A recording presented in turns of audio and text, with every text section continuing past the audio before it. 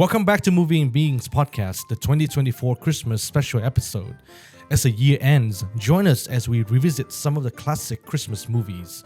The 1990 beloved family comedy Home Alone, the 1993 gothic stop-motion animation The Nightmare Before Christmas, and a very special Christmas movie if you stay until the end of the episode. Whether you are looking for a feel-good flick to enjoy with your family or an element of spooky fantasy, we wish you find what you're looking for and a Merry Christmas. Merry Christmas, you filthy animal. And a Happy New Year. Beings?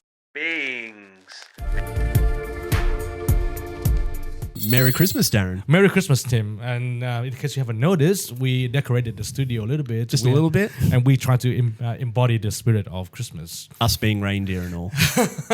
So who's Rudolph? Who's Rudolph? I don't know. Who's got a red nose? Maybe after a couple of drinks, maybe we'll see who's got the red nose. Okay, so Timmy, you suggested Home Alone, and you seem to be very excited about this movie. Well, I was more excited because I don't know if I can't remember watching it at all, to be honest, Home Alone. Because my family doesn't really have a tradition of like watching like a Christmas movie, really. Because they're usually getting ready for the day. So we're usually like doing food prep or something, not really worried about like watching a Christmas movie. Because that's what, like, Home Alone's got to be the classic, right? Yeah. Because when I talk about some of my other family, there's Bad Santa, which we discussed about that as well. But I thought maybe for another Christmas, it's probably a bit too hardcore for. There are like so many Christmas movies, Tim. Like, I know, there is so many. So that, like, I think Home Alone's just like the classic of like, you know, a little kid, you know, celebrating Christmas, but then getting stuck at home and, you know, getting left behind by his family. Yeah, like the backstory of this movie is fascinating as well because it was almost not made. So the writer John Hughes, he talked to Warner Bros. And he's like, you know, I want to make this movie. And Warner Bros. Like, sure, here is $10 million budget. But in the during the production, the budget ballooned to like 15. So Warner Bros. Like pulled the plug. This is where I found it so interesting because John Hughes kind of knew that going to happen. So he organized a secret meeting with 20th Century Fox and said, you know, I think Warner Bros. Is going to pull the plug. If they do, would you be able to finance the movie? And they did. So in the end, the budget turned out to be $18 million. Which is only a little bit over. But the box office is $476 million. Oh my God, they're probably kicking themselves. Yeah. And then I don't know how many Home Alones have been now, but it's like 6 or 7. There's so many. Yep. So It's this like, one, there's like 4, and then there's like a couple of remakes as well. And I'm like, oh my God. And I looked into this. So apparently, since the 90s until now, there have been. So this is a franchise, right? So you have Home Alone 2, Home Alone 3. You have Home Alone 4 in 2022. And you also have the 2012 Home Alone The Holiday. And most recently, they also have another Home Alone as well. There was like a remake or something. I remember I looked at them like, I didn't even realize they did a bloody like remake. So I was like, I'm not surprised. But the 2012 remake is like a literal shot-for-shot copy of the original. Is it really? Yeah, so they're basically like the same kid. The family left him at home. 2 burglars, like exactly the same thing. They didn't even try to go with a different direction because they're just like they hope it works again, right? Which is like, you know, how's it? It's so hard to recreate something that's already been done fairly well, I feel. Yeah, and one of the funny thing is like McCulkin, he watched that remake. And he hated it so much that at the end of the movie, he took the VHS tape out and destroyed it. Wow. Sounds like him. Yeah. But I think we can dive into this amazing classic. Yeah, I think we've already kind of talked about what happens. It's literally a kid left at home, his family, all 300 of them go to Paris, which is insane to think about. Yeah. Like the logistics. It's like 10 of them all flying to Paris. Yeah. Because I think they said their grandparents bought them tickets or something. Because that's what I think. I'm like, that's expensive as hell. It's not just them, but like they've got 2 of the cousins that came back from Paris to go with them back into Paris as well. And I didn't realize this, but the family tree of this movie is insane. Like I didn't know who is who and who belongs to who's kids. So I went through this whole rabbit hole of family trees. So Peter McAllister and Kate McAllister are Kevin's parents. They have 5 children. Yeah. Oh my God. So Kevin, Jeff, Linny, Buzz, like the Yeah, I eldest, remember Buzz, yeah. and Megan, the eldest sister. Then you have Uncle Frank, Peter's older brother, and he's married to Anne Leslie, and they have 3 children. So that's 8. Eight children plus 4 adults. That's 12. Yeah.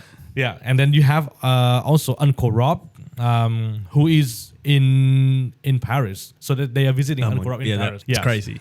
The logistics of it all. No wonder he got left at home. I'm like, oh my God, how do you keep track of all this? Yeah, and imagine the flight tickets as well. Like this is Christmas Eve, right? They were flying out Christmas Eve. 12 or 15 of them, adults. And I think some of them fly first class. Yeah, the parents fly first class. That as well. I was like, holy shit, someone's rolling in money. Yeah. While the burglars, they notice that for some reason, this whole street is full of wealthy people. And they point out this house in particular. I think they say this is the one they want. Mm-hmm. And then they're like, oh, someone's actually home. They like, oh, weren't they meant to go to Paris? Even talk about like how he just dresses up as a policeman and just walks into people's houses. Yeah. And just like, hey, I just wanted to check what you're doing for Christmas or whatever. And I'm like, what? Yeah. How do people, like, they must have, I know this is what, like, 80s, 90s, but like, talking about that shit now, I don't know if anyone would let a police person just in their house to just like walk around, talk to everybody. Yeah, I think even now people have a bit of a trust issues with the authorities. They would not let a policeman into their home like that. But then again, like the chaos in the beginning was just like insane. It captures that quite well when he's like trying to talk to someone. And they're like, oh, this is the guy. Who's the owner of the house? It's like, oh, he's busy somewhere else. Oh, who are you? Who are you too? And it's like, oh my God. I don't live here. Like, yeah, of course. Like, why would you live here? Why would you live here? And I'm like, even like Joe Pesci, it's kind of crazy thinking about, because, Joe Pesci has been a criminal essentially. Or playing a gangster is maybe more appropriate. But it's funny seeing him there dressed as like a policeman. Like, and he has this gold tooth, like it's blinking as well. Yeah. But it's so funny to see him in this movie because he... Like, if I can count the amount of times that he tried not to curse, and he just replaced the dialogues with like the family-friendly curse words. It's just so funny. Because that's what I was thinking. I'm like waiting for him to swear. I'm like, come on, you can do it. I'm pretty sure he swear a few times, but then I'm pretty sure they got edited out. Okay, so this movie, how many times have you seen this movie? I think this is the first time I've seen it. I don't think I've ever watched it, so that's why I kind of was interested in seeing it, because I'm like, everyone talks about it being the classic, so I was like, interesting to see how I feel about it. Okay, so before we dive into the movie, I want to play a little trivia game. Oh, no. So we mentioned the box office of this movie, I will say it again, $476.6 million. And it was the second highest grossing movie of that year. So with that in mind, I printed out another 5 movie titles of that year. They were all in the top 6. So I hand them to you. Where have I got it? Here we go. Right. You said Home Alone 2. Yeah. So Home Alone is sitting at number 2. All right. So let's start with the lowest one. Which movie? What do I think is the lowest? Yeah. So which movie do you think is sitting at number 6? Number 6? I probably would put Dance with the Wolves. I don't think I've ever seen it, so I wouldn't know. No. So it's not number 6, but it's sitting somewhere in the middle. Okay. So completely wrong already. So do you want me to go from top, or do you want me to keep going from the bottom up? Yeah, keep going for the bottom. So next I would have put Ghost at 5. No. And then I would have put Pretty Woman, Total Recall, and then Back to the Future at the top. Okay. Just because I think that would have been like popular, and Total Recall I know did like all right, and I know pretty. That's why, because I'm like, I know those movies are known pretty well. And Dance Wolves I don't think I've ever seen. Okay, all right. So here is the standing, right? Number 6 is Back to the Future. Oh, wow. Part there 3. You go. I was already completely wrong. That's okay. $244.5 million.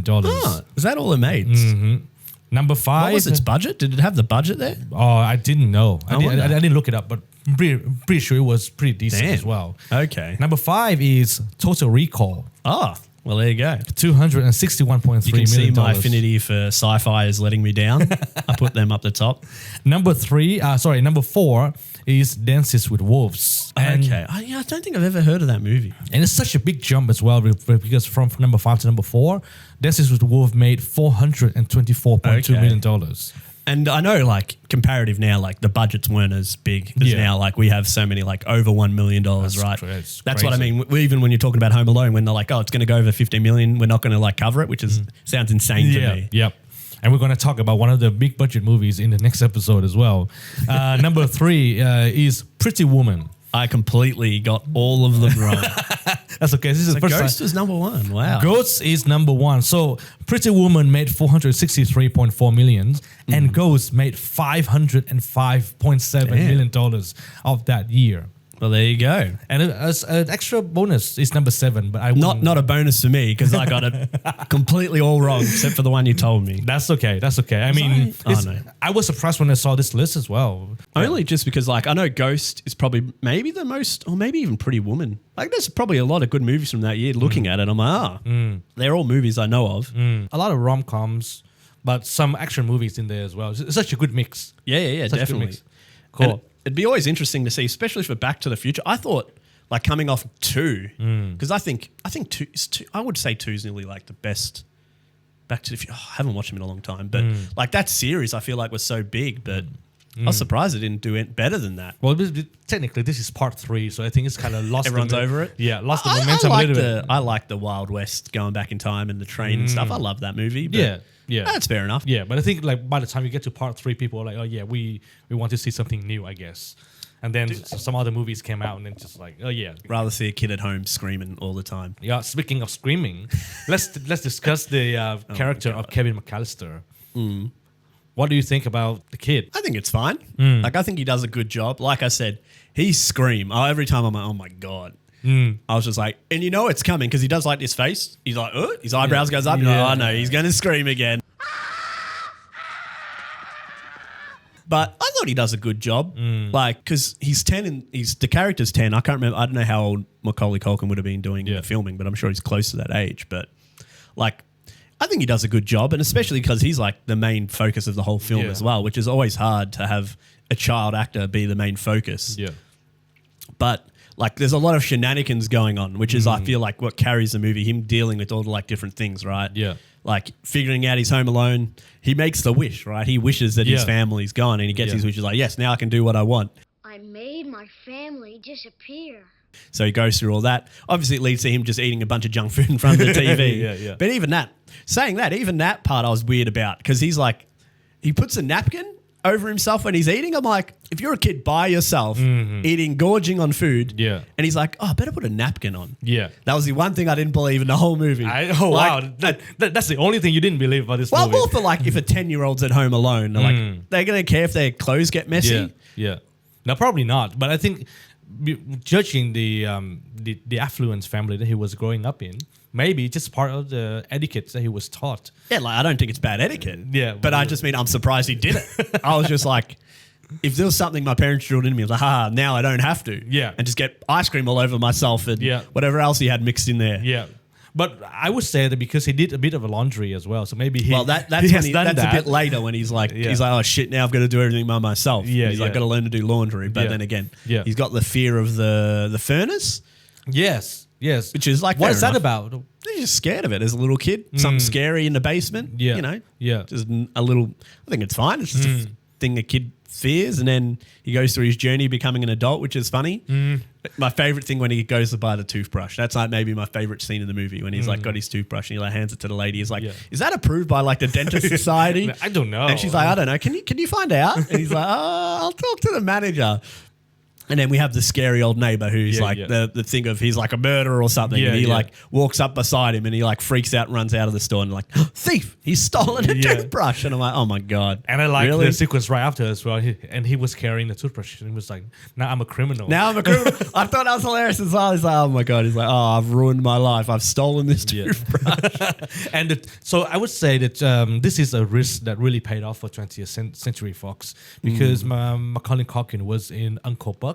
Like another kid movie, but he was in there for like 30% or 40% of the time. But in Home Alone, he was there for 95% of the movie runtime, which was a big risk. But I guess it's pay off for the studio. Well, that's what I mean. Like, I guess that's probably the thing, right? It's just like, having a child actor take the mantle of a movie, right? And then you're hoping it pays off because that's like we know now, obviously, like, you know, being like 30 years away from the movie almost. Yeah. So it's like easy to say, but that's like the thing with, you know, Hollywood. They usually like, will this make us money back? Do we know? Even at, like, I know back then 15 million was probably a bit more for a movie compared to now. Like now that's like nothing really. Yeah, nothing, yeah. But, you know, it obviously paid off. So that's like half the thing of Hollywood sometimes is like, will you take a risk on something that hasn't been done kind of like that before? Yeah. And then it like, you know, I think that's the thing. It like resonates with a lot of people. It does have a lot of good angles because everyone's like that. I feel like a lot of people have been that kid that's like been fed up with their family, whether it's large or small. It's like, I just don't want my parents telling me what to do, right? And it's just like, I just want to eat ice cream. I want to watch scary movies that I'm not allowed to watch, you know, all those things, and which he does. And then, funny enough, gets over very quickly. He's like, oh shit, now I've got to be an adult. I've got to do my own shopping, which I found funny as well. When the grocery store scene was great as well. When he's like, and she's like, where's your parents? I think, where's your parents? He's like, oh, my dad's in the car. Yeah, and he's there like buying everything, and it's great. And I really like the fact that they let us believe that Kevin is this smart kid, and he has all these answers and things like that. But I want to talk about the motivation. Do you think that his wish was justified? Like, you know, like I wouldn't call it pressure from the families, but like all the frustration that he got. Like, do you think it was justified, or is it just like very juvenile? I think it's like a little bit of both. Like he was, you know, being bullied by everyone in his family, all his brothers and sisters, and then even a bit dismissed by his mum, right? When he's like, oh, look, they've been bullying me. And then even like the whole pizza fiasco that pushes it over the line with like, oh, get out of here. Where it wasn't his fault. He just escalated it.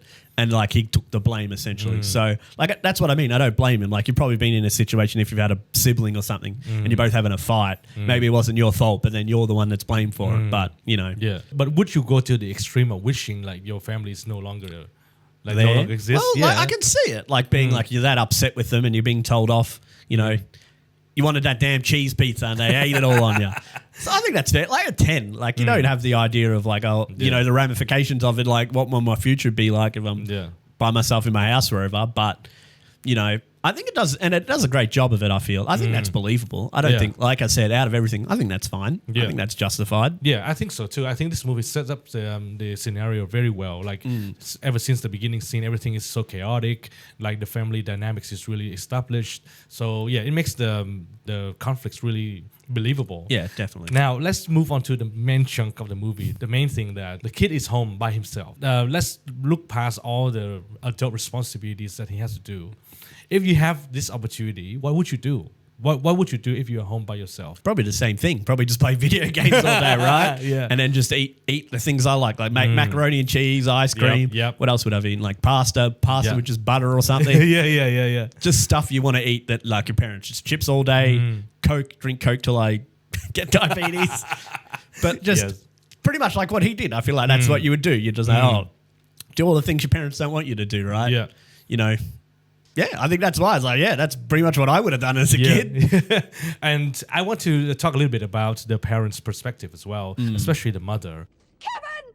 So Kate McAllister realized when she was on the plane that that is the part that I'm not very convinced because that they completely she didn't forgot do about the counting. No, because it was the oldest daughter. Yes. And the friend, the neighbor's kid was there and she miscounted him as Kevin. Yeah. So I think that makes sense because that's why obviously I hadn't seen the movie. I knew the premise, but I hadn't seen how they like played out. And it makes sense because they're late as well, right? Yes.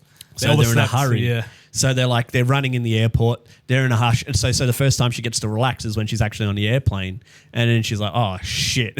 And probably because she told Kevin to go up into the attic. Yeah. And she's like, oh, I didn't tell anyone to get Kevin from the attic. And Kevin might have overslept. And I didn't. Well, yeah. So probably that's why she thought that. She knew that she left him behind. But for me, that part was still a little bit unconvincing. I think it was fine. Because how else do you sell it? And it makes sense, like, when you've got such a big family and you're trying to get them all riled up and out the door. Yeah. And then one kid is, like, missing. Yes. And it's not like, because even the thing earlier when they have the pizza incident, I think they throw his ticket into the bin. Yeah. So it's even like they couldn't check it either. So it wasn't like, it didn't seem like a mistake even at the airport where it would have been the place they would have. Yes. If there was any, there would have been like getting on the plane. It's like, oh, yes, we've got an extra ticket. Yes. And, you know, then everyone had a ticket. So it's like, oh, nothing to worry about till later, right? Till she cleared. Correct. It all kind of adds up. Yeah. which I think it's believable. Like, that's what I mean. How else could you sell it, right?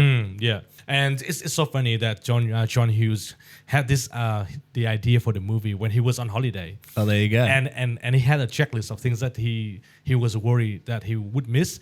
So and then he came up with the idea. Yeah, and he's like, what if I leave my child at home during holiday? Because I think that's a like a parent's fear as well, of just like forgetting about your kid.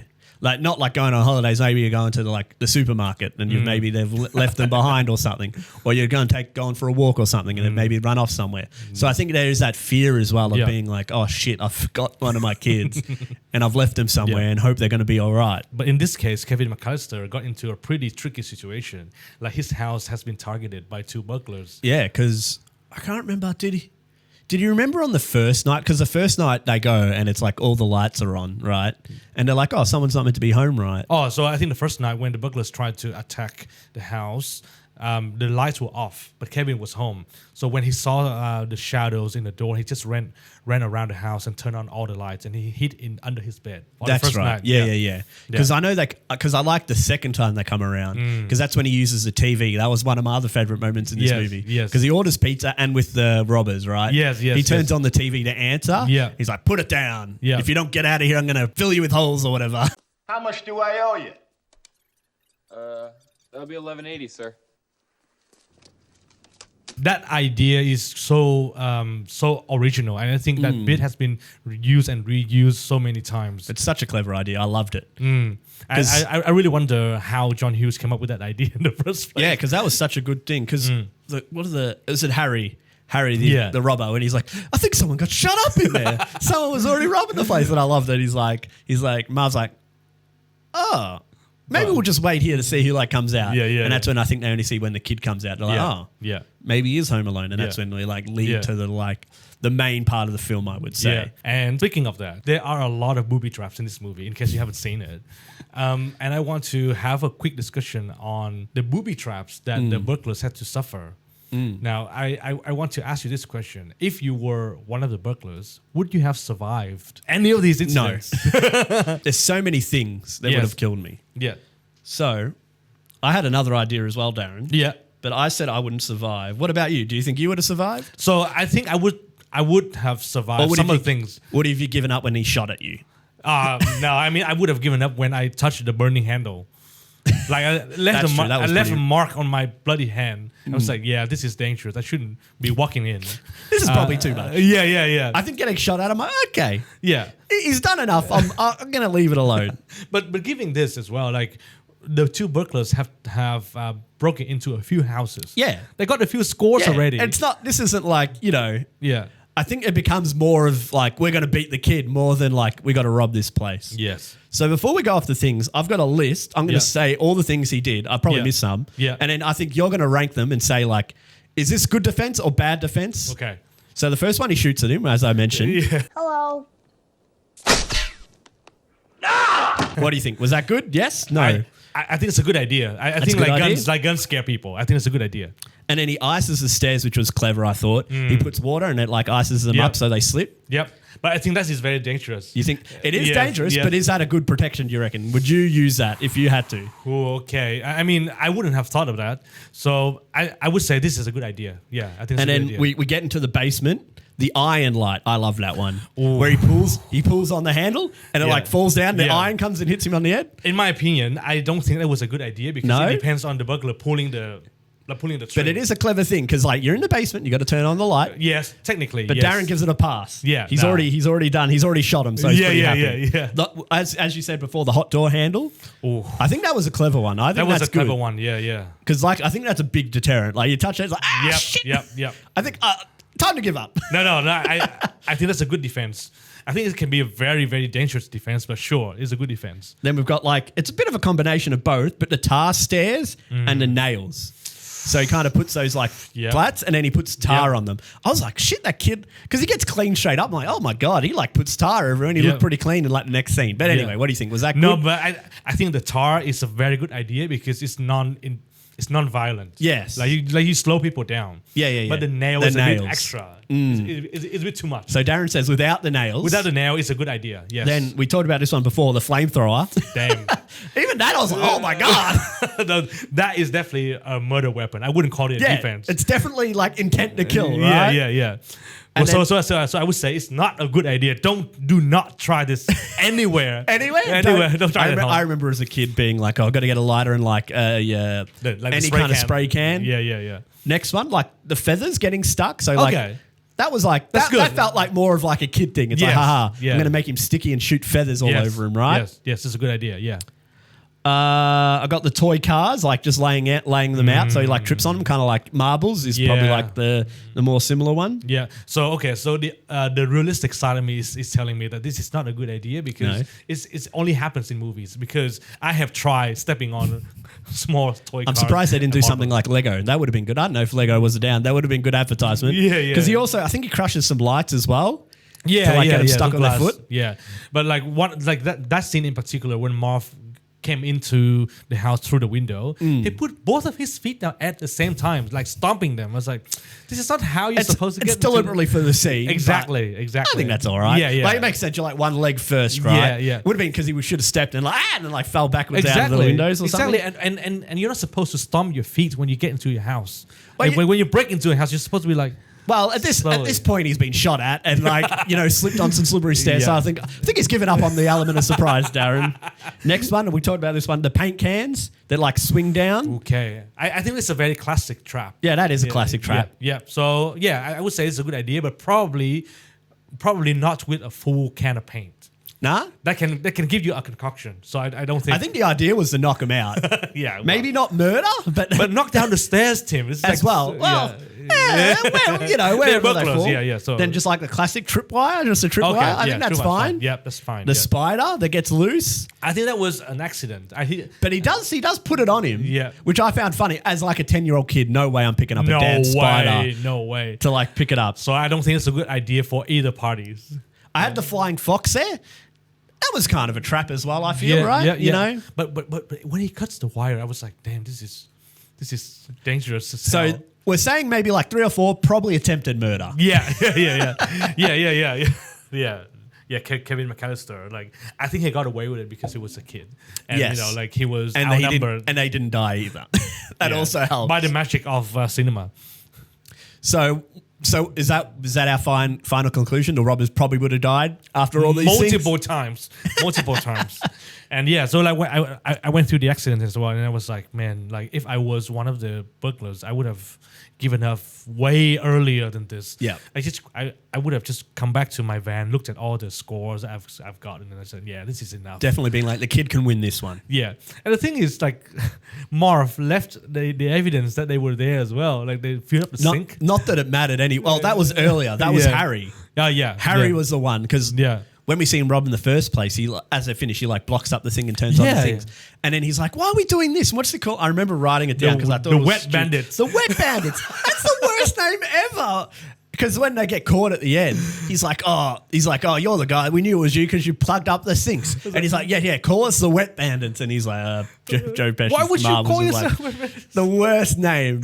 It's funny. That's like a very kid movie thing. Yeah. But I was like, oh my God, what a terrible name. So I had a similar segment, but I think your one is much better. So I covered it well. Yeah. We wouldn't need to go through the other accidents. This movie, like over the past 20 years, like it has won a lot of accolades and awards, but I don't know that if now that we watch it, like there are a lot of illogical things about this movie. The traps was one of them. The fact that the mother managed to get back home by herself. How's that? What's unlogical about that? What do you mean? So she was in the van.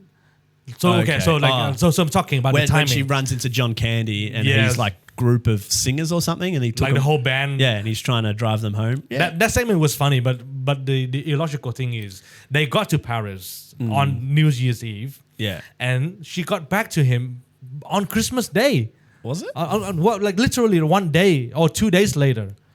Like I the time wasn't even trying to track the days. Yeah. But it was funny. I thought it was funny only in the fact that by the time she got home, everyone else got home. Like, like maybe 20 minutes after she got home. And I was like, oh, damn. And the husband was like, yeah, we waited for the flight that you didn't Yeah. want to wait for. So I was like, but how does that timing work? Because she stayed at the airport. You all went home to the hotel. And she got on the phone trying to find a flight ticket. Because she flew, she like flew to a different types Yes. of airports trying to get back. Yes. But obviously it was Christmas time, Yeah. so everything's like booked out or whatever.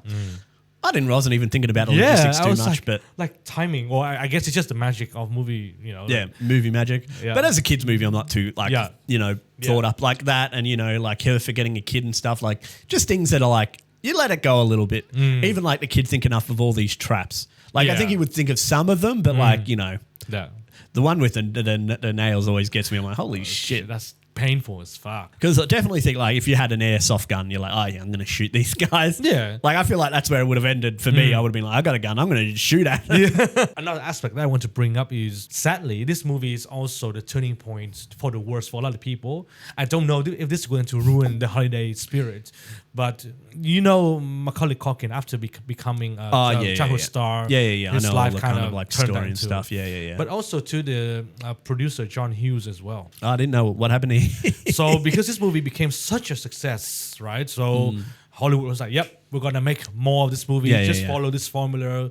Don't even need to do anything else. So they made a bunch of Home Alone movies. And after the first two movies, because when 20th Century Fox agreed to fund this movie, they asked John Hughes to sign a contract with them To do so many to movies. do or whatever. 7 or 8 movies. Holy crap. And Oh I think my after God. the first 2, he was like, yeah, this Burnt is out.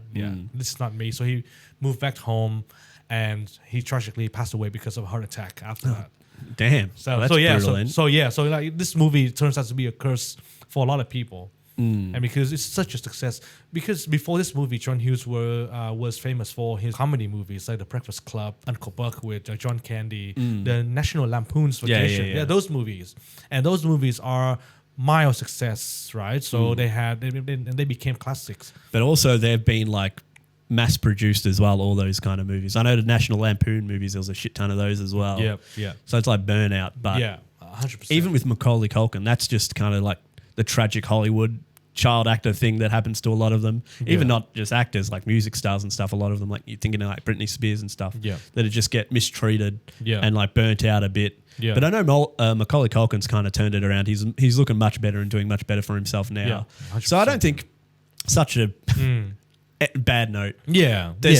Before we move on, I feel like you're getting to it, but there's the character of the old man, the scary old man. Yes. And in the church, I really like that scene. That was a really well acted scene. I think it makes people realize that Macaulay Culkin is actually a good actor. It's just a kid running around doing kids things. Because that was a very touching moment about both of them kind of talking about what they're going through and what they're dealing with, and both kind of giving each other advice, and both like following it. And I think this is this is one of the things that makes this movie such a classic Christmas. It's all about family, all about Because it's got a lot of interesting moments, right? Got a lot of things, like that's a very touching moment. Yeah. Just before we get into like all the action, because that's it just happens before all the shit goes down. Yeah. Because it's even nice at the end when he like looks out the window and he sees him with his son that he hadn't seen in a long time and his granddaughter and stuff. That's So I thought that was a touching moment as well, because that's what I was thinking when I watched the movie. I'm like, didn't realize this was in it. It's like quite a touching moment. Yeah. Because even the whole shenanigans thing, what's that? Maybe like 10 minutes of the movie. For some reason, I thought it was like an hour of the movie or whatever. But no, I thought that was like very touching and one of like my favorite parts of the movie as well. Yeah,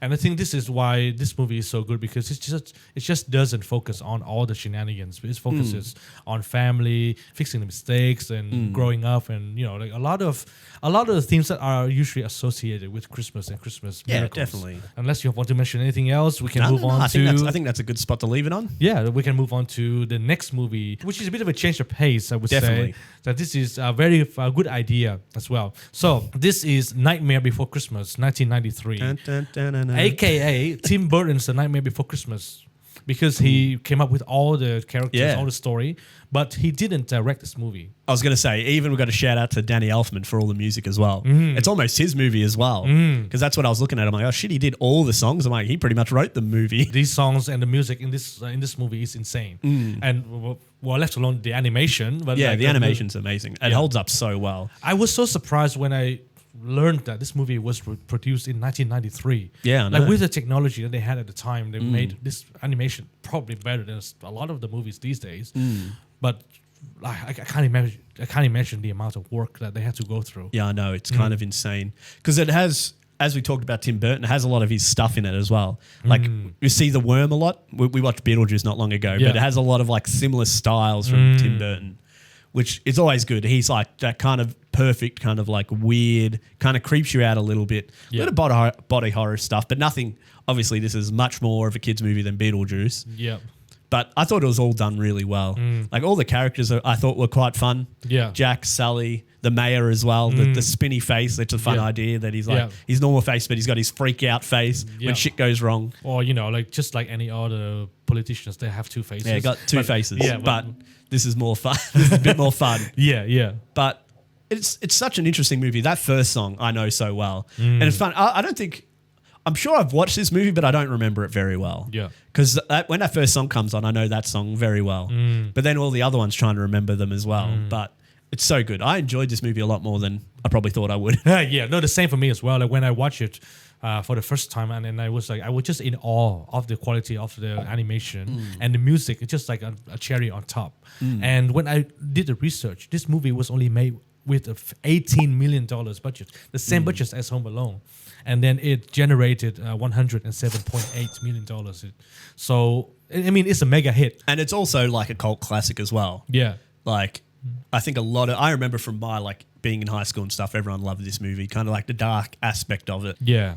Yeah. So now that you have seen the movie, what is a synopsis? What is a quick synopsis of the movie? A guy called Jack Skellington that lives in Halloween world, gets sick of Halloween, and then he finds these trees that take him to other like holiday places. And then he goes to Christmas World. And he loves Christmas World, so he wants to run Christmas. And that's kind of how the movie goes. I want to quickly discuss the idea of the trees that leads to the other holidays. Such a good idea. I loved it. Yeah. Because I don't know if you've ever played this video game like Kingdom Hearts. I think that's what I remember it from the most because I've loved those games. But because that's like a similar idea. You're like jumping through worlds, and it's like that idea of like all these like holidays having their own world, which I think is fun. Yeah, because even through the movie, he gives some kids the idea to like steal like Father Christmas or Santa Claus. And they like go and get the Easter Bunny and stuff. And I thought that was funny. He's like, "Isn't this Santa Claus?" And he's like, "No, doesn't even have any claws." No, I mean, I was blown away by that idea because like, oh, this is such good starting points. If they do want to have a sequel, if they want to expand on the world, such a unique idea, right? But I think the idea of having portals to different worlds is also adapted in a lot of different movies. Yeah, a lot of different things, but like the idea of it is kind of cool. So let's talk about the character, Jack Skellington. So do you think that his motivation is justifiable?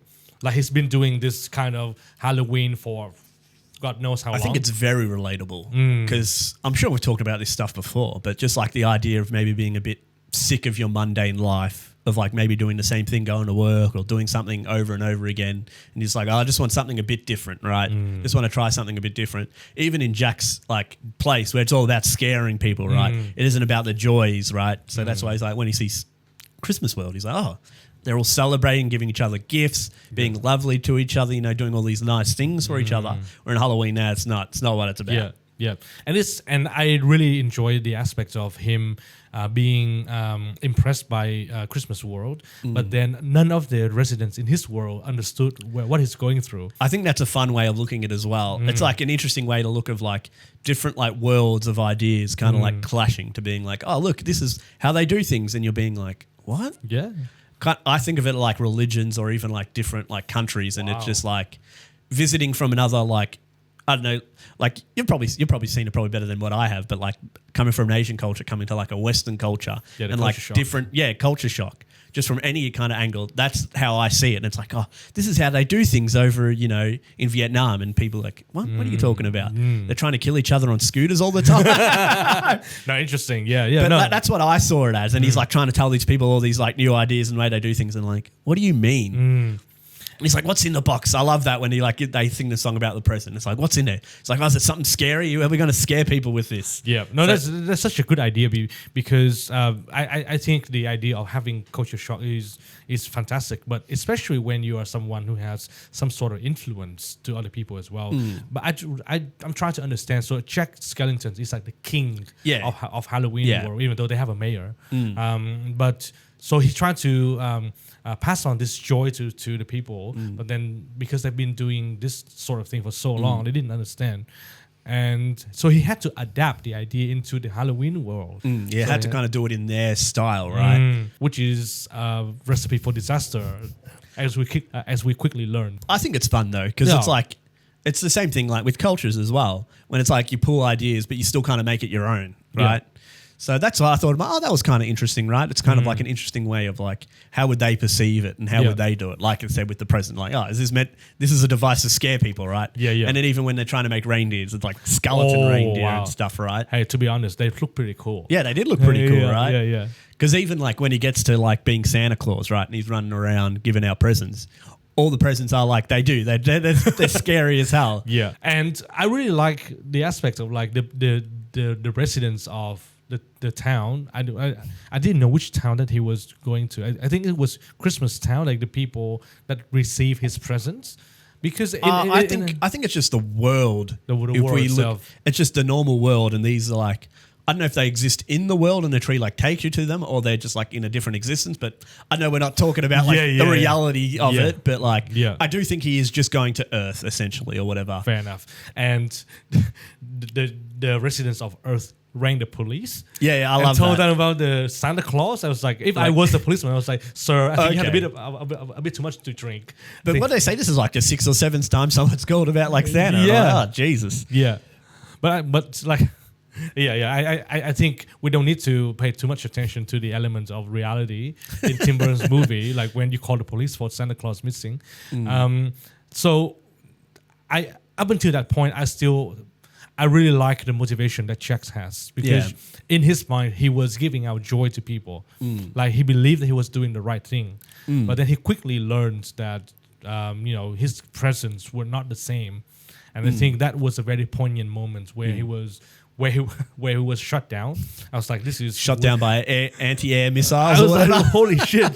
What kind of weapon do you have? Like, and why would you prepare this like to shoot at Santa? Apparently in this world they getting ready for war. Damn.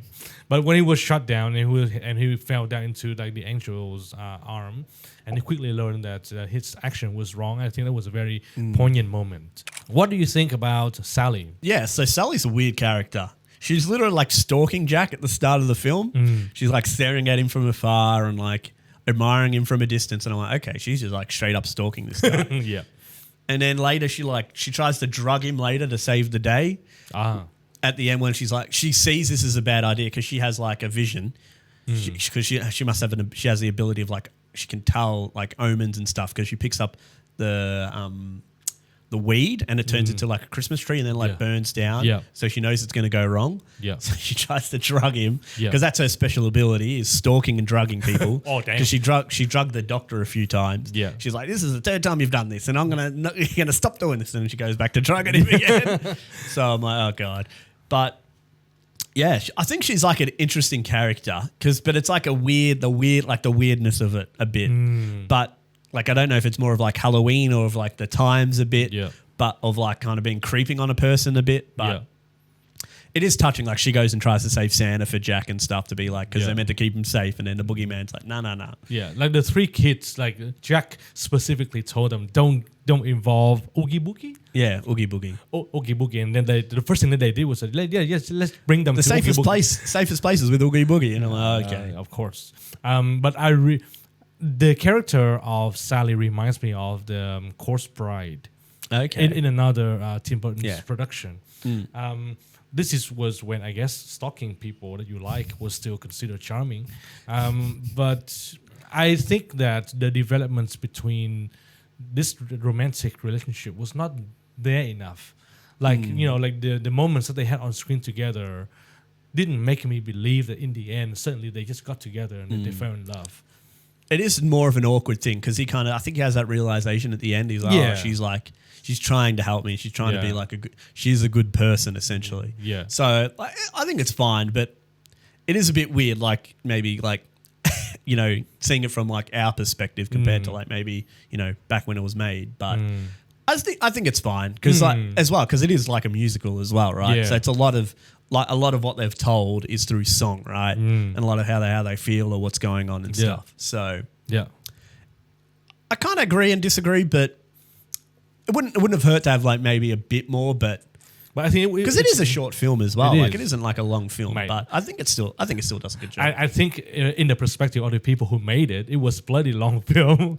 But Yeah. but I guess it was not the point of the movie, no, right? no, Like I don't think that was like the main point, right? Yeah. So what do you think was the lesson from this movie? I don't know, because even at the end when I was thinking about it, I'm like, this is like a weird, if it was like a message or even trying to get across, because even he definitely went about it the wrong way, but it's kind of like stick in your lane a bit. Yeah. Which I'm like, I don't agree with. Kind of like, oh, just stick to what you're like. Nothing wrong with sticking with what you're good at, but I don't think there's anything wrong with trying to do something new. Yes. Like he 100% went about it the wrong way. Like shouldn't be kidnapping people. and then Well, also like technically he didn't. He asked someone else to kidnap people. so for attempted kidnapping or involvement or yeah. But anyway, I was like, like there wasn't much of it being like, oh, maybe he can do something different because he's like at the end he's like, yeah, I'm happy to be the Halloween guy. Yeah. Whereas kind of like it would have maybe been nice if he incorporated it in a different way because he saw all the people hated him as well, right? Because they're like, oh, he's done all this stuff and he's like, yeah, I'm going to scare them now, right? But I kind of agree with it a bit, but not to the extent maybe it shows in the film. And I guess this is why it becomes such a classic because it keeps people talking. Like the idea of like the movie is what you make it to be. So if you want a lesson to be this way, then I guess the lesson is for you this way. I think the overall idea at the end is like you feel comfortable with who you are and you shouldn't try to be something that you're not. I guess that's the underlying message. That's probably a better message compared to like stick in your lane. But the thing is, like, he was so passionate about it, right? yeah. And he managed to convince a full group of people to follow him as well. So it's not a bad thing. I mean, like, what... And it makes me wonder, let's say, if he continues to do that and Christmas turned out to be a good event, then what would happen? Well, that's what I mean. Like, if they understood and they, like, did a good job, like, Yeah. what would that mean then? Exactly. Like, Santa is fired. Yeah. Well, more that Santa would be like, can you bloody not kidnap me? But that's like, because that's obviously that's not how it goes and it's hard to like, you know, but that's what I mean. Because that's like the idea that they quite don't understand what Jack wants to do, right? Yeah. Because that's like he does the whole experiment thing, trying to figure out what Christmas is or what it means. But that's the thing; it's so hard if they don't understand what they're meant to be doing, and that's what like how it all falls apart. So like what he should have done is gone and take over for Santa and pretend to be Santa, and then got all the elves to do all the work, and then he just like slots into Santa's sleigh, and then he would have been fine. But I guess like invasion was not part of his plan. He was like he wanted to educate the people of his town only.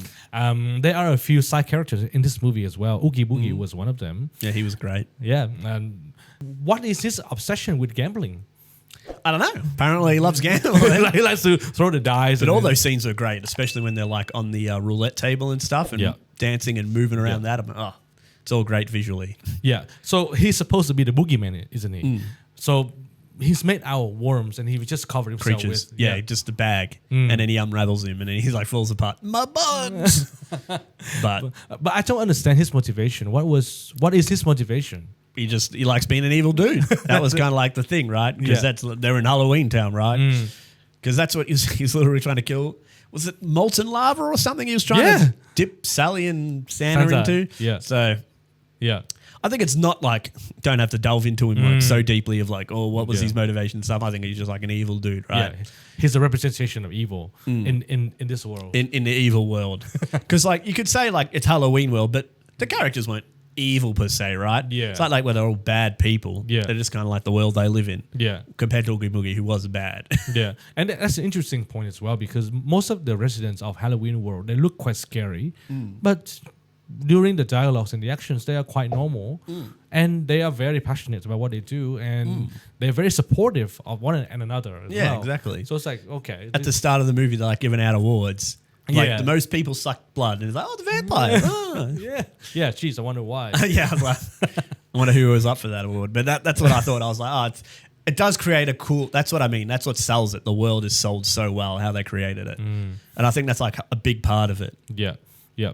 And I love the fact when the mayor was saying like, "Oh, guys, now we have 364 days until next Halloween." He's I was like, and Jack's missing. We've got to find him. I'm like, what, the whole year? come on, You're freaking out now? Yeah. So that was funny. I like that bit as well. It was So great. yeah, so the side character of the mayor, we talked about him quite a bit. But there's another side character that I really like, which is Dr. Finkelstein. Finkelstein, yep. Yeah. So basically Frankenstein. Yeah, pretty much Frankenstein. Yeah. And he been trying to create another creature for him. So Sally's been trying to escape multiple times, poison him for some reason. He didn't die. And then in the end, he created another version of himself and he cut his brain in half. Yeah. So what do you think about this character? I think it's interesting. Like it's obviously meant to be like Frankenstein's monster, right? He's trying to create Frankenstein, or not trying to create a monster, not Frankenstein. But I thought it was like an interesting take, and I'm surprised he took so long to give up on Sally. Yeah, because he was literally, he like tries to confine her and stuff, but she still drugs him. Yeah, to knock him out.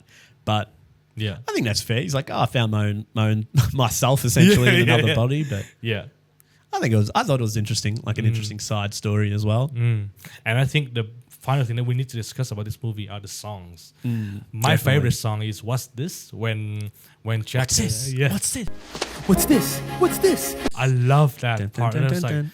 and it like the guy who voices Jack Skellington has such a good singing voice. And we were talking about this before.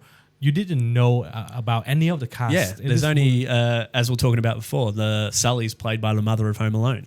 Catherine O'Hara. Yeah. Yeah. So I was like, oh, and that was the only name I knew.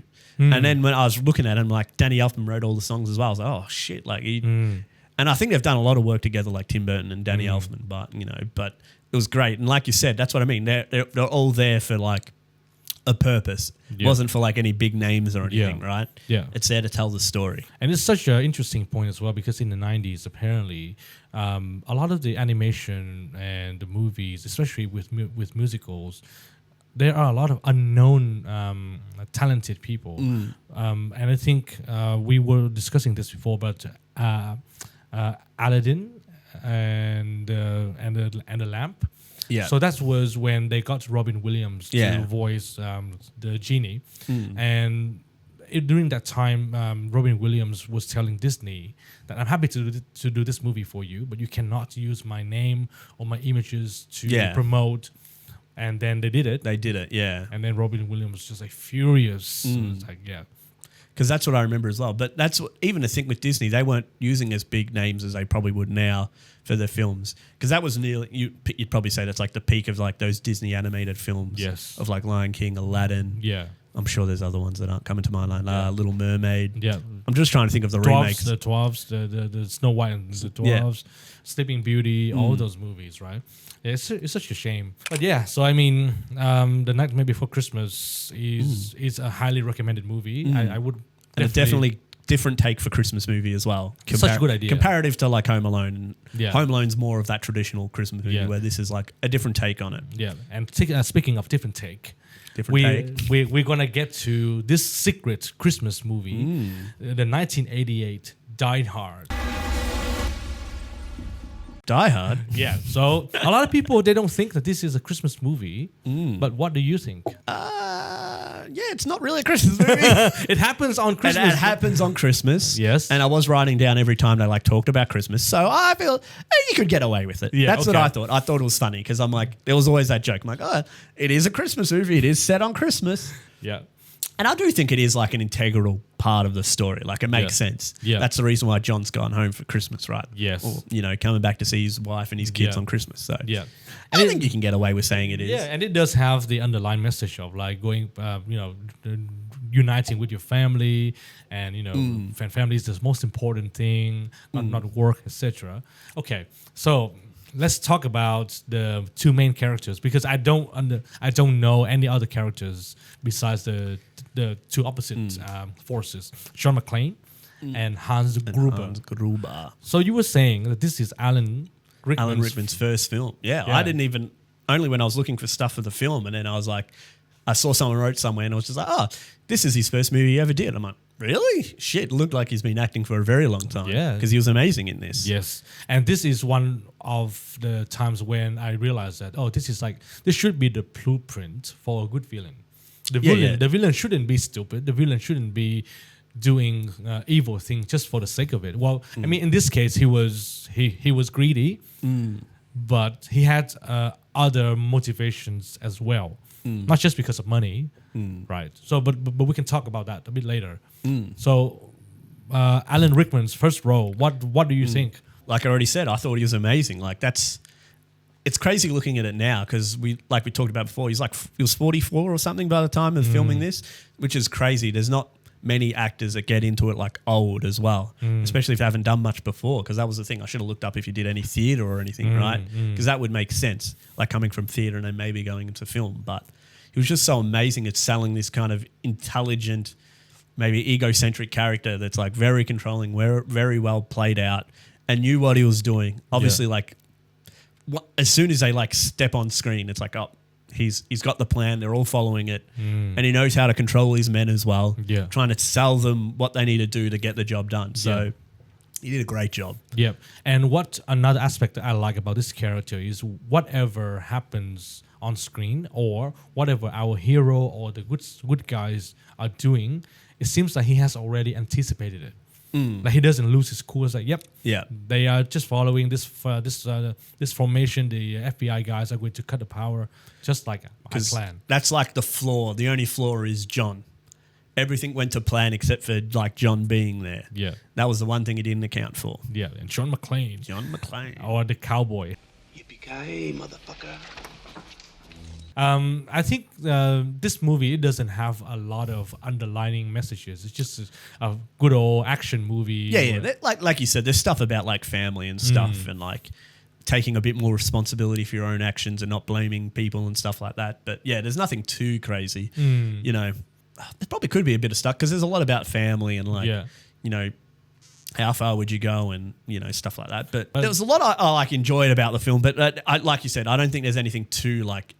too deep about this movie. Yeah. But I think the main drawing point of this movie is just like the chess match between John and Hans. And like, obviously John is a very good policeman and he quickly realized the situation. So, you know, he like, and one of the things that I really like about this hero is he knows his limit. Like one of the first things that he tried to do is he tried to get help. This channel is reserved for emergency calls only. No f***ing shit, lady. Do I sound like I'm ordering a pizza? It's not like, I'm going to like kill all these. He wasn't. bad guys. He wasn't initially like thinking, you know, I'm going to go Rambo or whatever, and you know, take everyone on by himself. So that was like, it made sense because like I'm sure any policeman's first thing would be to like, if there's any kind of trouble, get help. Always call for backup. You're not trying to be the hero. And that kind of understanding kind of humanizes a lot. So we kind of relate to this hero. But we want him to escape. We want him to survive. And the things that he does in the movie is like really makes sense because like whenever he gets into a situation, he doesn't like his intention was not always like, I'm going to kill this guy. But it's all about how can I get more help? How can I get the people out? Or how can I live? Exactly. It was more survival than like, how am I killing the next dude, right? It was always thinking about how can I survive? How can I stay safe and not harm anyone else? Yeah. Because if we kind of jump to the like start of the movie, that opening scene I liked a lot when he's on the airplane. Yeah. And he's talking to that guy because it gives you a great snapshot of who John is. He's like chatting to the guy and the guy's like, oh, you're like not very good at planes? I've got this great thing I do when I get off a plane. It's like I take off my socks and shoes and then like ball up my feet on some carpet. It's great. It's great for like... like stressful situation. For jet lag. After you're getting jet lag. And he was like, oh, all right, okay. And then later, as he's leaving the plane, he's like taking out his stuff and he sees his like gun and he's like, don't worry, I'm the police. You can trust me on that. So like it already shows you who, and then he's got like the giant teddy as well. So it already shows you like he's a family man because unless he likes giant teddies. And it like shows you he's a policeman because he's got the, you know, gun and also he's a wit. Kind of being a bit more joking because a lot of jokes and a lot of one-liners in this film. Very of that era. Yeah. So I thought that was a great opening scene, and even like leads into stuff later for why because he actually does it. He listens to the guy and takes off his shoes and socks and actually does it. And he's like, he was right. Damn it, he was right. And then that's when shit goes down. Shit, Because that's yeah. why he's not wearing shoes for the rest of the movie. Such a good idea as well, because I think we discussed this at length. Like, how would you make a hero, a good hero? Like, you put him into disadvantaged situations, and you humanize him. Like, he's not this kind of god-like power that can overcome everything. No, and he's very flawed. Like, you see that from the start, because one of my other favorite characters, Argyle, the limo driver. the limo driver. I love him He's as like well. talking to him about like, oh, where are you going? What are you doing? Do you have a girlfriend? Oh, are you married? He's like, yeah. And he's like, oh, where's? It's like, where are we going there now? Are you like divorced? And like John doesn't want to talk about it. Yeah. He's literally, he knows that it's not in a good spot. He's like, oh, she got a promotion. She got a better job. I'm a police cop from New York, so I wanted to stay there. And Argyle's like, oh, you thought she was going to fail, and so she'd have to come running back to you, but she did well. And he's like, oh. He was like, The Argyle. No, he's a very fun character, and it's very weird because it seems like it's opposite attract as well, because they are very different characters, but by the end they became friends, and Argyle stayed there with him as well, and he was like, yeah, don't worry, I'm going to park the car yeah, outside. because he was good. He's like, yeah, I'll wait. And then like, oh, in case you want to go to a hotel or even just back to her place if it works out well. But even like, if we go back to his conversation, it kind of shows John McClane's flaws, that he's just like a bit old school, but for that time, and you know, how they talk about women and success, and it's just like, oh, you know, the man's meant to do all the work. Yeah. So that was kind of like his kind of like not really forward thinking about like, oh, my wife can have success and also be my wife, right? Because that was maybe his idea at that point. He's like, oh no, she's going to fail and she's going to come back to me because she needs me, rather than her being really successful and like being. I think she was like second command in that, pretty much. So it was like the vice president. so like what you mean. So you know, maybe a bit misogynist and like not really, you know, thinking about his wife that much, more thinking about his own ego. Yeah, but it also shows that he really likes being a cop in New York as well, right? I think it's fair about like work. Like he could, I'm sure for a couple it wouldn't have been too hard to be like, if he wanted to live in LA, he could have lived in LA. Yeah. And I think the setup of this movie was very, very short and sweet. Like you understand the character. You it understand gets the premise across very quickly. Very of like quickly. what he's doing, and even what the wife situation is, even when he goes to the party and stuff. Yeah. He was And a bit then- out of place as well because he was dressed up for the Well, party. that's the thing as well. Like that's like another aspect of him being away for so long. And then the name, I feel like her having her maiden name's a big thing as well, because she's like, oh, you know, they've moved on or something. But it was more of that's how it's a Japanese culture thing, because it's a Japanese business. So that's how kind of like it made more sense, right? And I think, and I really like that aspect about this movie as well, because none of the characters here are dumbed down for the audience. No. They're all competent. They all in make their good own decisions way. as well. Yeah. Because even the name thing, like it isn't. She had like photos of him, of their kids and stuff. Like it wasn't. If there was just photos of her and her kids, maybe it's like, oh, okay, shit, she's already like mentally checked out or whatever. But she had photos of him and stuff. Like it wasn't, you know, the name thing wasn't as a slight. It was more because that's how it worked in their business. Yes. So it was like another slight against him, and he's like, oh. But it's such a good detail as well, because it also shows that she hasn't given up. She's like, yeah. No, so she still hasn't hope- given yeah. up. Because earlier in the movie, she's talking to her maid or nanny who's looking after the kids at home. Yes. And she's like, oh, make the other bed, make sure it's ready. Because I haven't heard from him, but he's meant to be coming. Yeah. So it gives that idea as well that he's a bit flaky, that sometimes he hasn't made the effort to like come and visit her. Yeah. But she's like you said, still has hope for him to come. And even I like the nanny's like, yeah, it's already made. I already did it. Yeah. And she's like, she's good at her job. But- Yeah. So that was good. I think it does a great job of laying out their like relationship. Yeah, awesome. And during one of the first conversations that they had in the movie, she directly asked him, like, why don't you move back here with me as well? And I think this is where the conflicts between these two characters are set up quite well, because I think after that conversation, they had an argument. John came into the bathroom, and he was like, yeah, good job, John. Like, this is not what you really wanted to say. When they pretty much argued about that stuff, and he's like, oh, he knew that he's probably bloody shouldn't have said all that crap. Yeah. Because it's exactly like he's still in that mindset of like, oh, I'm going to win out and she's like going to come back to me, where it's clearly not. That's not happening. Yeah. So he's not willing to make the sacrifice. Yeah. Because that's the thing about relationships. It isn't just about one person making all the sacrifices. It's about both of you kind of meeting in the middle somewhere if you can. Yeah. But that's what I thought. I think it sells that relationship very well. Very well. Yeah, and it sells the period of the relationship as well, because if he had stuck to his way, then he wouldn't have had a conversation with himself in the mirror. He was like, you know, exactly. don't worry, I'm going to get her to come back or something. Yeah, that's what I mean. Yeah. He didn't. He was at the tipping point. Yeah, he was yeah. at a tipping point. He didn't go to the point of being like, I'm not changing. This is like, Yeah. you know, she should do what I Yeah. want. Yeah. It was more like, okay, maybe it's on me to be the one that changes, right? Yeah, and of course, like shit happens as soon Yeah. as that decision was made in his mind. And I think that was the point. He was like, okay, I think I need to make an effort here. I need to have another conversation with her, and then maybe I will consider moving back home, moving back to LA. And then Hans Gruber happened. What was the first thing that I think some guys came in first?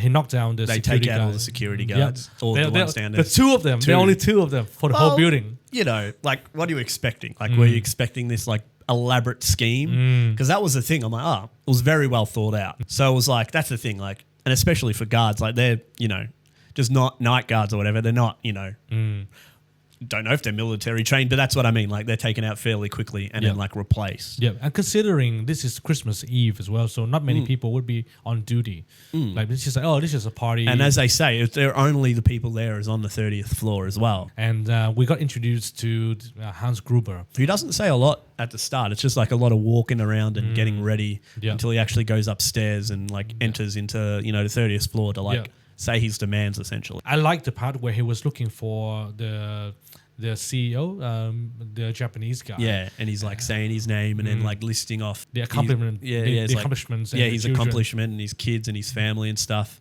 And John's wife like holds him back, saying, "Oh no, don't give yourself up." Yeah, and that is just like such a small action, but it shows the wit of the wife as well. She's like, be I know this is a dangerous But situation. don't put yourself out like Yes. that. And she was right, essentially. Yeah. Because not long after, he questions him for like the passcodes to get in to Yeah. the vault they're trying to get into. And he's like, oh, I can't even give you that even if I wanted to. And I don't even know it. He's like, you might as well just shoot me right now. He's like, all right. And just shoots him. Damn, and that's crazy. And that's when you know, you're like, okay, Yeah, they mean business. They're not messing around. They're Yeah. definitely, they've got a goal. They've got a plan. They're just doing it. yeah, and I like the fact that the dialogues are very organic. They don't give us a lot of exposition because, like, I'm sure the same situation into this movie. One of the two characters is going to be like, I want to get into the safe because it's got then I need that because of in this one, nah. It's like, I want the code. You don't have it? Bye. Yeah. And then they're just going to move on to plan B or something. Because they already had another plan to like break in. They had the hacker or whatever, safe cracker, however you want to call him. But he was already there, and there was like they had the last fail safe. Yeah. Because I feel like what this movie does well is kind of like mystery and intrigue as well. Yes. That throughout the story that makes it interesting. Yeah. Because you've got the Hans and the John thing of like John getting the upper hand after he takes out a few guards and he learns their names. He writes down their names on their things. So he seems like he knows what's going on and it freaks them out a bit. And then Hans not knowing anything about him. So Hans is like trying to learn things about him to like use it against him. Yep. So- While trying to break into the safe and Yeah. control his men and control this crowd of people as well. So Yeah. I love that the whole movie, that it's just kind of like their intellectual battle. Even though like John's maybe not as smart as him, but he understands the situation and he Yeah. kind of understands how criminals work. So he knows how to agitate them. Because like it works on most of the henchmen. They all like freak out a bit. And even the one, I think is it the first guy he kills is the brother of one of them. Yes. And he's out to get him essentially. So even like that, they're like little storylines for the henchmen of like, not a main character, but he has motivations for himself of like what he's trying to kill John. But you know, No, I love that. And just like you said before, Hans really knows how to control his men as well. And you know, like when the brother was like, yo, I want to kill him. And it's like, not now. Like, do the mission He, like, first. He like shakes him and he's like, I'll let you do it, but we've got to make sure we do the mission. But if it comes to killing him, you can do it essentially. He knows. He understands his man as well. And then, you know, like when, and this is one of the weird dialogues as well. He calls a hacker guy, and then hacker guy was like, yeah, you know, I'm on like lock number 4 or something. And he was like, then why are you wasting time talking to me, bro? You call him. Yeah, you called him. but that's funny. And you know, I like the relationship that John McClane has with the policeman that actually Al, came. I think Sergeant Al. Yeah. That's such a bad night for Al. He was having donuts, and he I love got called out. that scene was great as well when he's buying all the Twinkies. Yeah. And the guy's like, oh, they're for my pregnant wife. He's like, yep. He's like, yeah, you know. He's like, yep. He's like literally like, okay, mate. Okay, mate. Yeah. And he got called out to check out the tower, and you know, he was about to get killed as well, and he was like, "Now, the hell with this. I'm not supposed." Well, to that be was a here." great scene as well because he's meant to check and he goes in and it all seems fine. Like the fake security guard's like watching sports and he's like, and he's like, he's already, like we said, he's like going home. He's like not really in the situation. He's like, all right, it looks fine. Yeah. And then as he gets out, because John's in the middle of a fight and just killed a dude, and he's like, okay, if you're not going to stay, and he throws the dead body and it hits his car. Yeah, yeah. He's like, oh shit. Yeah, yeah. And then that's when I think Hans says, yeah, they like, light him up, they all try to kill him. Yeah. So then he's like, oh shit, and he just reverses like that's madman. so funny. And he was calling people as well. He's like, get them to shoot me, bloody stand back up.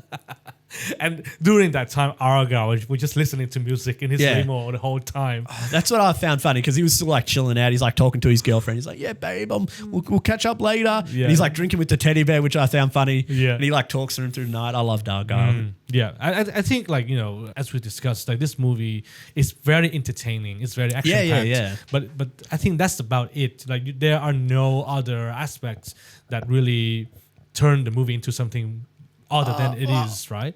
No, but I just think it like I was talking about, there's a lot of intrigue in it. So it's not so simple, right? It's not like thinking about like John Wick, where it's just like someone killed my dog. I'm like, revenge time. Yeah. Where there's like elements to it, like Hans's actual intentions. Like even when the police come and stuff, he says, hey, you need to release this man, this man, this man, this man. Because he was a part of this organization. Yeah. So this is like his cover to like stall them for time when he's really after these bearer bonds. So it's like he's ahead of the game. So it isn't just like, you know, he could have easily just been like, oh, don't come in, we'll shoot. That's what it would have been. Like, don't shoot. We've got like hostages, we're going to shoot them if you come in. Yeah. But he's like, I've got this other elaborate plan.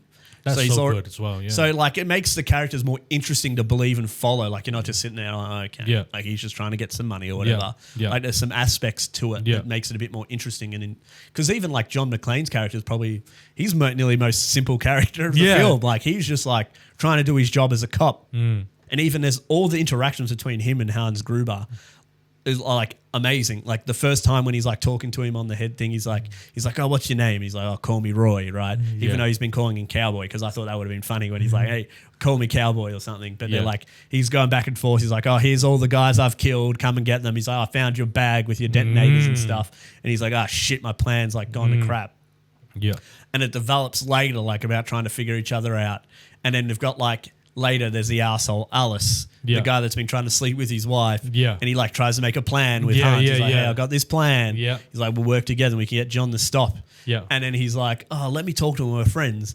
And then he's like, oh, John. And he's like giving away all this information. And John's like, what have you told him? He's like, oh, I've just said we're mates. And he's like, oh, thank God he hasn't said about his wife yet. Yeah, yeah. And then he's just like, oh, you're going to come down, John? Come on, let's stop this shit right now. Or, you know, he's like, he says he's going to kill me. And he's like thinking it's fake.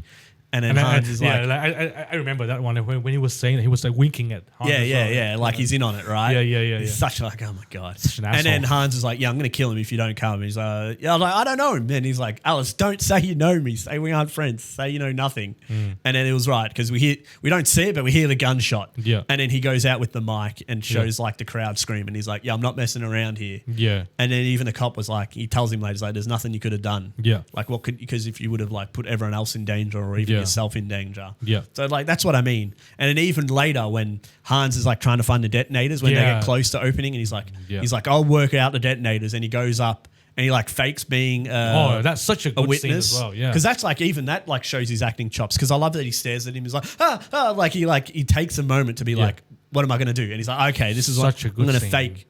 Yeah. Even that scene's great when they're like standing up next to each other and like talking to like figure out who each other is. And like John sees on the like right hand side like all the names of the workers. Yeah. And he's like, oh, what's your name? And he like says one of them. He's like, all right. And then he's like fakes to believe him and like gives him the gun with no bullets. Yeah. And then he like Hans reveals himself after he has the guns and he like goes to shoot him and it doesn't have any bullets. He's like, haha, that was like fake or whatever, but it was too late because he killed the guard. So a lot of those moments of like the intrigue battle between them about who's going to come out on top. Yeah. And that scene where they met each other when Hans was figuring out the detonator it took me by surprise because I didn't think that they would meet each other this early as well. And man, like the switch from this mastermind to like the scared foreigner guy, which is like genius. And he puts on the voice, right? Yeah. So like to believe he's American. Yes. So which is great. He's like, you had the accent and everything. Yes. Which is great. No, that's fantastic. Yeah, and again, I still think that this should be the blueprints for a good villain. That they should be smart. They should be in control the whole time, and they shouldn't flinch with just like they shouldn't lose their cool if things don't go according to plan as well. Well, I don't think they have to lose, but I think even just like having like a clear motivation helps, like build out a character better, or even what you have an idea for a villain. Yeah. Where sometimes you're like, maybe you have the idea of where you want the movie to go first, and that's how you craft the villain, but that doesn't maybe make the good villain. Yeah. Like maybe give who the villain is, what are his goals, like what does he want to achieve, how does he do things. Like it doesn't have to be like Hans Gruber, but he's just such a good like template for how you build like a villain. What was I'm trying to remember, what is Hans' full motivation here? I know that he was trying to go for the bearer bonds to get the money. $300 million. It was I think it was more, it was like $450 million in like bearer bonds. Yeah. But so that was the thing, he was still just trying to do a heist. But it had, because he was from this like terrorist group, but I don't know if it was a terrorist group, it was a German group. Yeah. And they even came out and said, we don't hold. He's like, he's been kicked out of a group, he's not part of it. But he's put that false, like we said earlier, that he put in this false claim or like, you know, ransom idea. He's like, oh, if you let these guys out, we'll like let people out or whatever. Yeah. So he fooled them with that, right? Yeah. So he's got this air of like intelligence about him, about like fooling, even though like the goal isn't like a high, like he wasn't like doing a high, like he was doing it to go against their like corporation or whatever, but it was still like for them to make money. Yes, and in the end, and let's talk about the escape plan as well. Like at first I thought, okay, so he would try to get into one of those helicopters and they just fly away, but it turns out it was just another decoy. He got all the hostages to go onto the roof, and he was planning to blow off the roof as well. That was an insane plan, because that was like the distraction for them to escape. Yeah. So because like he knew the FBI like would follow his plan to like, oh, if you get us helicopters to escape or whatever, or even to get the hostages, and then it's like the explosives weren't even to like get in a safe or anything. It was for that plan to blow up. To blow up the actual floor or the top floor, right, to kill them all. And that's like a big distraction for them. They're like, shit, we've got to deal with this while they like get out through the back. Yeah. And the two FBI guys, like they were trigger happy on the helicopter as well. Well, even when they're in the helicopter going to the thing, they're like, oh, if we get like 25% dead hostages, I can live with that. And it's like, yeah. And even the older guy's like, oh, this is just like in Nam. Yeah. And then the other guy's like, I wasn't even born then. And I'm like, shit, I was going to say the shit they did in Nam wasn't that good. So I'm like, I don't know what you're talking about. But that, like the idea of them being, because even the policemen before that were a bit of a meathead. They weren't really thinking about it, because at the start they were going to storm it with all the policemen. Yeah, they did that. Yeah. And even John was like, no, don't do that. They're like, they know what they're doing. They're well planned out. They've got like rocket launchers. They've got bombs. They've got like a ton of shit to deal with you. And they're like, no. They're just playing around. Like it isn't as big of a deal. And then obviously we have the big scene of like the rocket launcher shooting the like tank thing. They're like trying to charge in with, and they shot the guys at the door. Yeah. And then John McClane uses some of the explosives to like blow them out or whatever. And I'm like, oh my God. See, that's again more intrigue. He's like, he's messing with the cops because he knows they're not going to be prepared. Yeah, and I like the fact that he has the security cameras that helps him see what's going on. Yeah, he's the eyes, and he gets the advice from his henchmen as well. It's not just him like giving the ideas. Like the henchmen say, "Oh, yep, the FBI are following the formula. They are cutting out the power." I was like, "Perfect. Now we can do this." Well, that was his plan to begin. That was his big plan to open the safe at the end, because there's an electronic magnet like the airlocks safe and stuff. Yeah, and would only be cut out with power, and you couldn't do it through the building.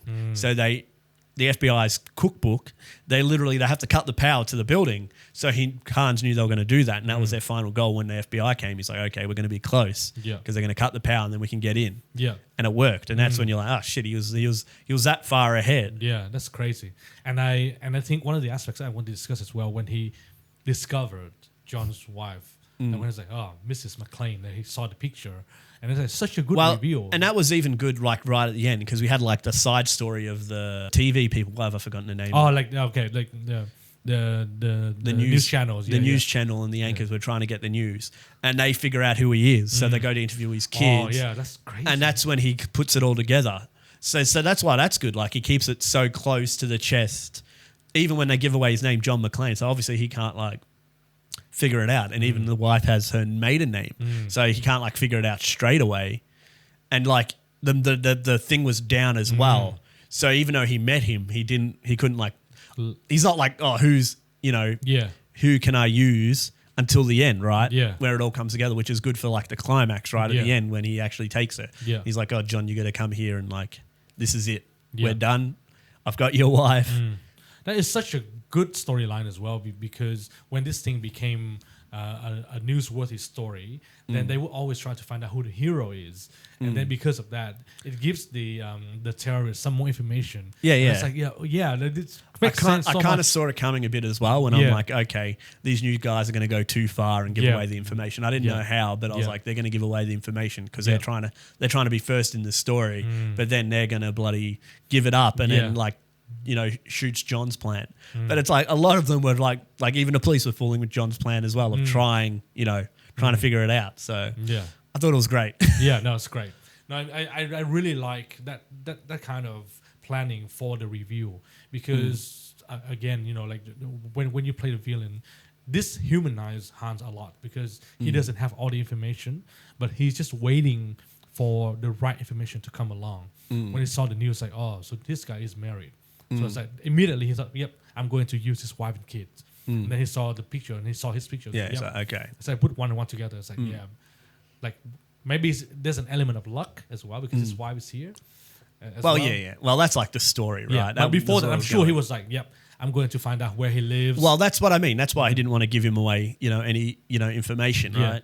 So that's why I was good. Like that's what I was kind of, that's why the battle between those two through the whole film, and even at the end when he puts a gun behind his back, and then even I love that when Hans is like, "What did you say? Yippee ki motherfucker!" And then he's like, and then he just starts laughing, and then Hans is like laughing awkwardly about like what the hell's going on here, and then he just like grabs the gun behind his back and then like shoots him. That's like the classic scene from the movie. It turns out, but Hans didn't die. Like, No, that as well. So he's like hanging off the side of the building, like holding onto his wife's new watch. They all got new watches. Oh, what was the expensive watch? But it was the expensive watch. And then like he takes it off and it like slips down. The slow mo. Yeah, I was like, oh my god, that was so funny when it's like falling down. Love it, and. And I think when you got to the end, this is what makes this movie a Christmas movie because then the whole family reunites, everyone lives happily ever after. I think he punched the head of the police department as well. Yeah, the main guy that was doing it all. Oh, and also Al. Yeah, the true love story between him and Al at the end. Because that's what I thought. When they saw each other, it was like palpable. Like, shit. And then they even like, they get to a point where they're really close. I'm like, they could just kiss now. I don't believe it. Because he early on, he's like talking about his kids and their kids. They should get together. Al opens up his about like, I don't really hold a gun because I accidentally shot a kid. And I'm like, that's the most believable thing I've seen. Because that happens a lot in America where they bloody just shoot people. But I was like, this is almost a love story. Yeah. Because he kisses his wife in the back of the car, but I'm like, this is a love story, I believe.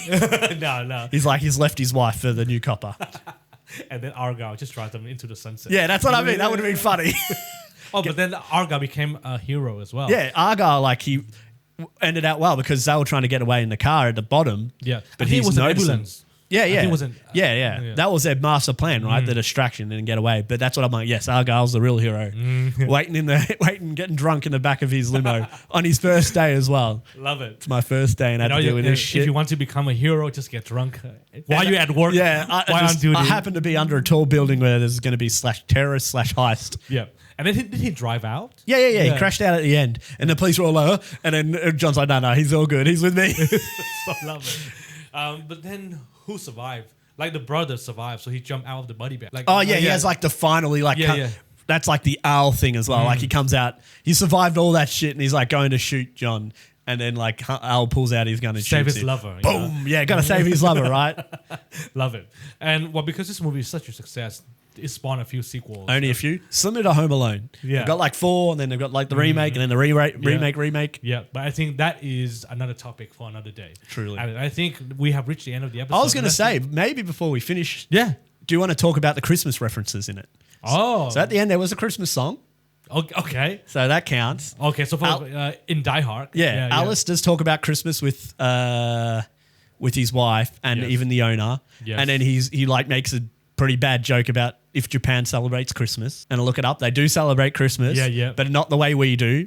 Apparently it's more romantic. It's more of a romantic thing to spend with your partner. Okay. And they love having KFC for Christmas. They have like special cakes and stuff. I'm like, oh, that's kind of cool. Yeah. But yeah, so there are like Christmas things in it. And it is on Christmas Day we talked about. Yes. He was going there for Christmas. Yes. Did you see any Christmas trees? There probably was. Yes. But I don't remember it. I'm pretty sure there was one in the party hall. So there was some Christmas stuff. Yes. That's what I was thinking while watching Yes. the movie. I'm like, there is Christmas stuff in the film. Yeah. So you can There was call no it Santa Christmas. Claus. There was no Santa Claus. There was red. There was some red colors with a teddy bear. Yeah, that's true. And also, there's one other thing I want to mention before even Han's quote when he says, "When Alexander shows the breadth of his domain, and he weeps, for there he holds. There's no more like world left for the conquer." That was like a touching. Like I was like, "Is that a real quote?" I probably like messed it up, but I looked it up. It isn't a real quote.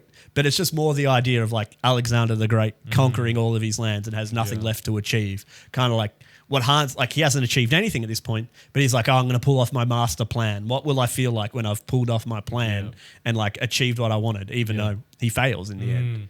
So I thought that was like an interesting thing as well. That is very interesting. It gives him a lot more depth. So Yeah. it means that he's so confident with his plan that he's going to, yep, after this, I don't have anything else He's to do. so vain because he's even like, that's how intelligent he's thinking. He's a bit more, so built up in his ego as well Yeah. to be like, I'm going to pull this off. Yeah. Look at this crazy quote. I'm like, he's like, haha, Yeah. I'm like Alexander the Great. I've conquered everything Yeah. and I'm going to be unsatisfied now because I can't, do any better than this. I feel like we're talking about the villain way too much, more than the Yeah, hero. but This is he's an interesting part of this movie, so I think. interesting, this movie. Yeah, I think we should do like a separate episode about just the villain. Villain. He'd Just to, like, make what a would good be villain episode. Even though I feel like we talked a lot. We should have ended on the Christmas stuff. Yes. Christmas, No, that's Christmas. good. There we go. Hey. That's good. Well, thank you so much for tuning into the Christmas episode, and thank you so much for watching. Let us know what you think about the episode. Click the like button, click the subscribe What's button. your favorite Christmas movie? Let us know in the comments. Definitely We will Die Hard. And thank you so much for watching. I'm Darren. And I'm Tim. And this has been Movie Beings. Merry Christmas. Merry Christmas.